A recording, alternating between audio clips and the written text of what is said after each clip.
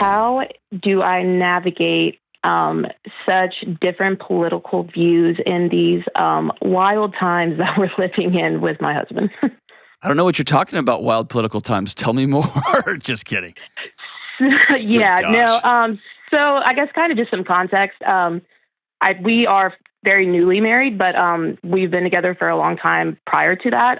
We have definitely spoken about politics. It's not like we didn't touch about this or talk about it, prior to marriage or anything like that.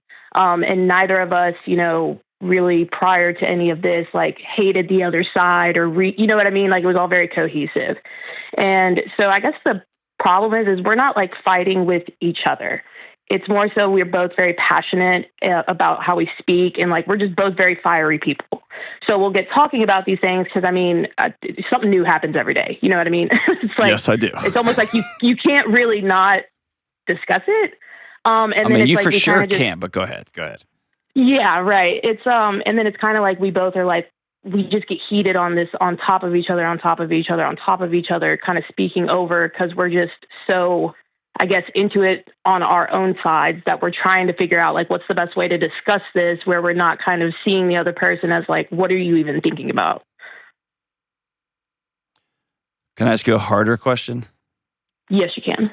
What is dumping all of this passion and feeling and aliveness into other people who are just literally designed to fire you up instead of each other? What is that getting you?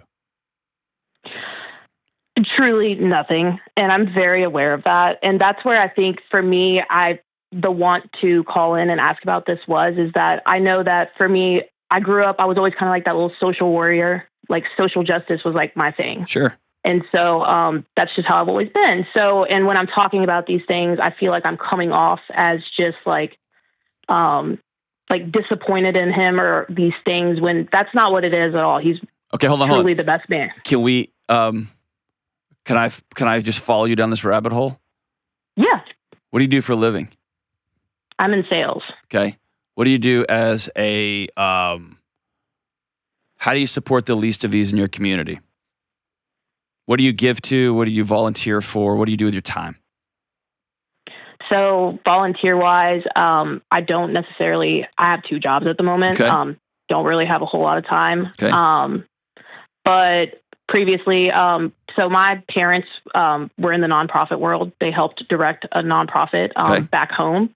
So I think that's where let's back out of them for a second. Let's just talk about you. Okay. So, and this is, somebody did this exact thing to me. And that's why I'm replaying a conversation that somebody had directly with me, and I'm doing it to you. And it should feel uncomfortable because I remember feeling uncomfortable, but it was very instructive for me. As a person who's committed to quote unquote social justice, and I'll come after him in a second, okay? Is the commitment to social justice an avenue where you have been able to feel better than other people and or win arguments in the past? Or is it a commitment that you wake up every day trying to figure out, how can I feed hungry people? How can I make sure people who society has kicked to the margins, how do I make sure they're welcome at my house? Because what I'm finding, and on the other side, I'm assuming he's comically conservative? Yeah. Okay. And y'all just butt heads. Y'all argue. Yeah, I wouldn't necessarily say arguing, but very passionate conversations. And then we're not trying to fight with each other, but it just sounds like it because we're both just very passionate. But you're saying underneath that it's gotten to a point where you don't respect him enough that you don't, and you don't even want to open your body to him. I don't want to be intimate with you. That's a level of disrespect. Because I know people who are different ideologically, and it fires up the bedroom. Right. But this is a different layer. Because I know people who are like, dude, one of my oldest friends on the planet is insanely liberal and insanely conservative, like comically conservative. Right. And doesn't have a job. And it's like, bro, like the whole, like You know what I mean? Right. And it makes for fun political back and forth and whatever. But you can rant and rave, or you can go get certified and go get yourself one of the 5 million open manufacturing jobs currently existing in the United States right now. Right? Or you can talk about social justice and how ridiculous it is and scroll Instagram, or once a week you can open up your home and everybody's invited to have dinner at your house because you're providing all the food. Right. Right? You get what I'm saying? Like, so we could talk about all this stuff and scroll and whatever. But here's the bigger thing. I think this is all theater for a husband and a wife who dated for a long, long time and thought they would just roll right into being married together. And all of a sudden, we don't like each other. Or we don't have the same commitments, or we don't have a purpose that it's us two versus the world on. Right. So I'm more interested in that.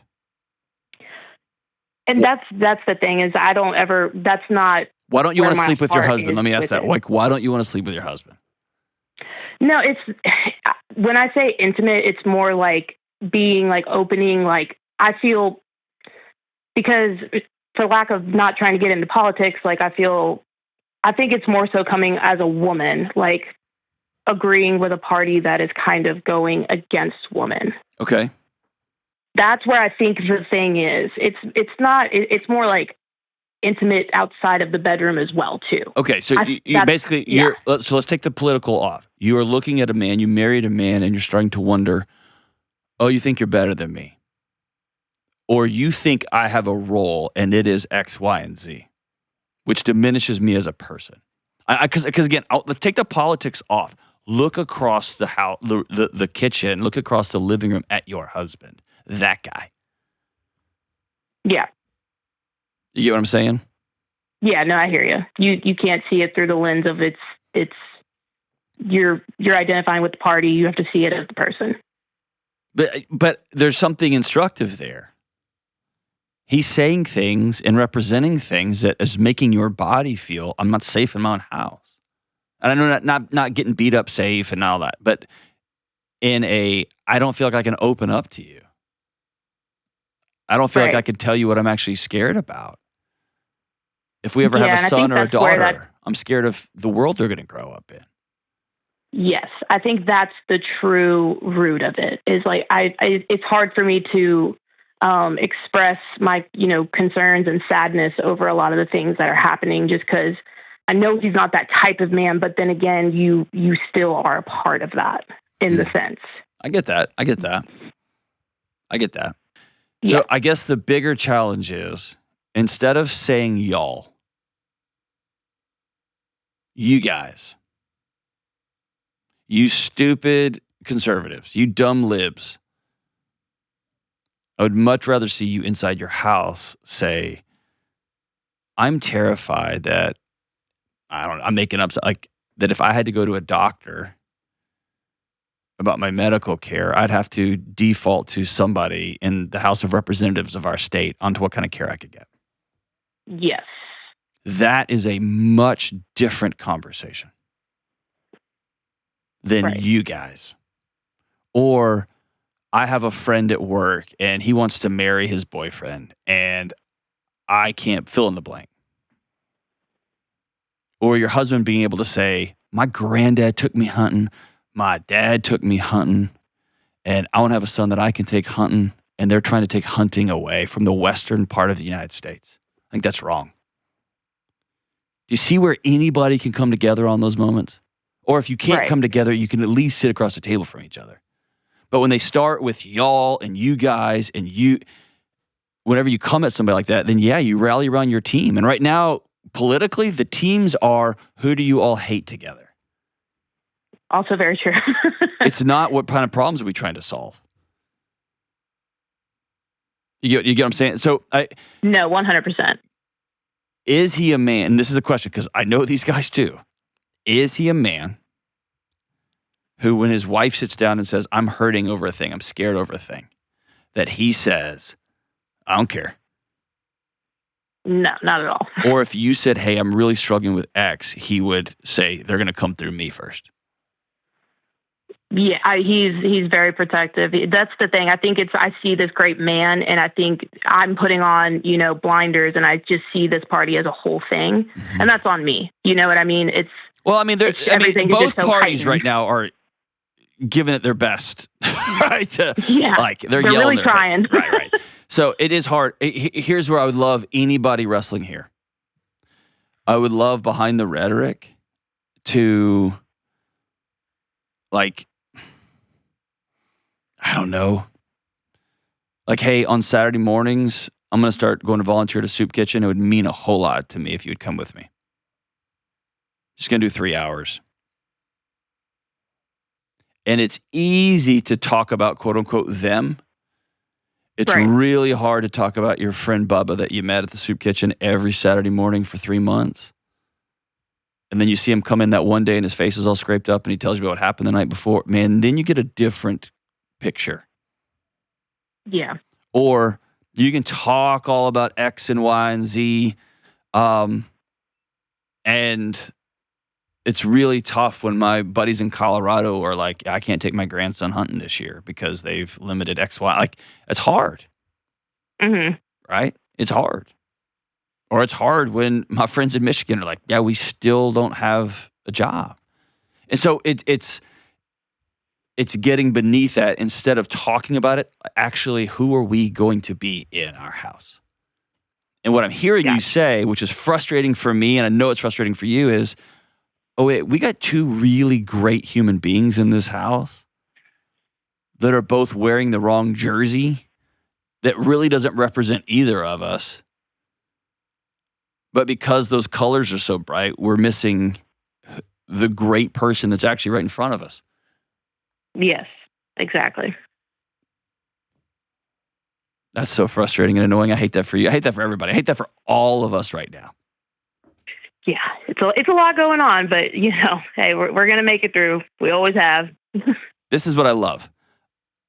I love that in 10 minutes we can get beneath the veneer and talk to real people. Because here's what most people are trying to figure out right now. We can't afford chicken. We can't afford eggs in our house. We have to cut out bacon. There is less stuff on the shelves. Well, we got a politics and blah. No. I'm tired. I'm out of hope, right? That's the stuff I'm hearing all over the country. I was at a dinner last night with people who have net worth that I will never fathom in my life. And the prevailing sense is we're out of hope. We're out of hope. We thought this would solve everything. We thought this was going to fix everything. We thought. We're out of hope. And the only way to reestablish hope is to reestablish humanity in good people.